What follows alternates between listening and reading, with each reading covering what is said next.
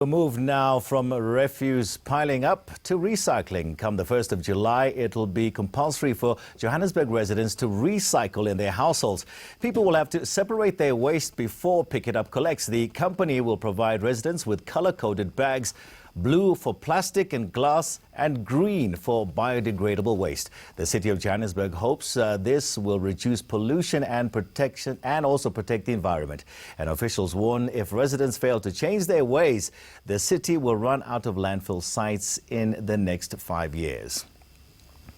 Well, we are in recycling mode here in the studio. Joburg residents will have to gear up as well. Come the 1st of July, households must recycle, as we just told you there, if they want their trash collected. Now, Nico Diacha from the city of Johannesburg, the MMC, is here to tell us a little bit more about this. So, thank you so much for joining us, MMC. Tell us about this program. Why did you go this route?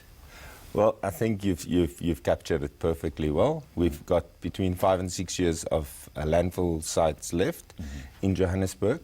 The alternative is for us to transport waste to Delmas area, where they've got a landfill site left with about 100 years of lifespan, but that's going to be quite costly, and it'll have to be by rail. So that's not really an option. We need to look at how we're dealing with waste in the city.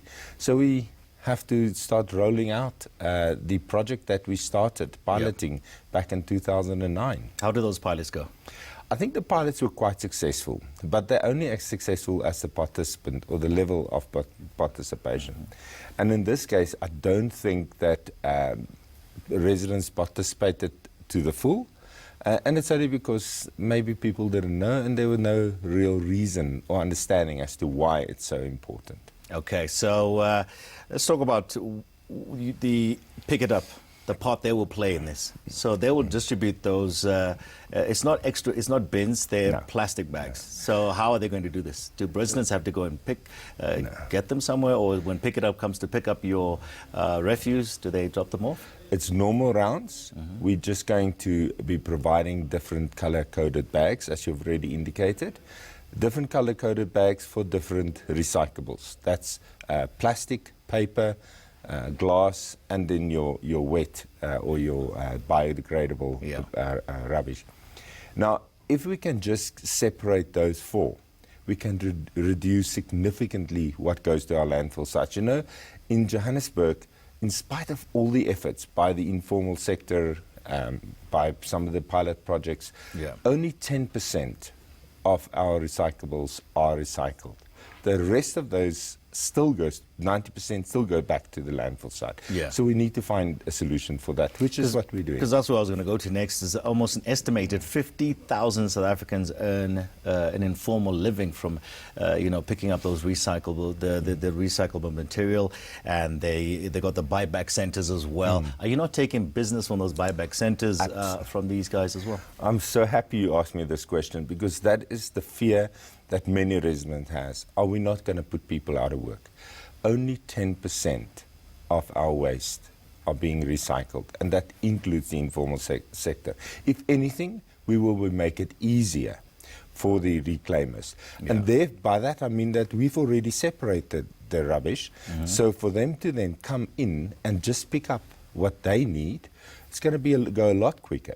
What we as a city are doing, what PikItUp are also going to be doing together with the reclaimers, we have a forum, and we meet on a regular basis with the representative from these forum, and to see how we can better do it. So we are embarking on a process of mini buyback centers, mobile mini buyback centers, that we are going to bring closer to the reclaimers, and then we will allow them to that way at least do more rounds and not less. Are there penalties in place at all for non-compliance? Penalties will be in place in the future.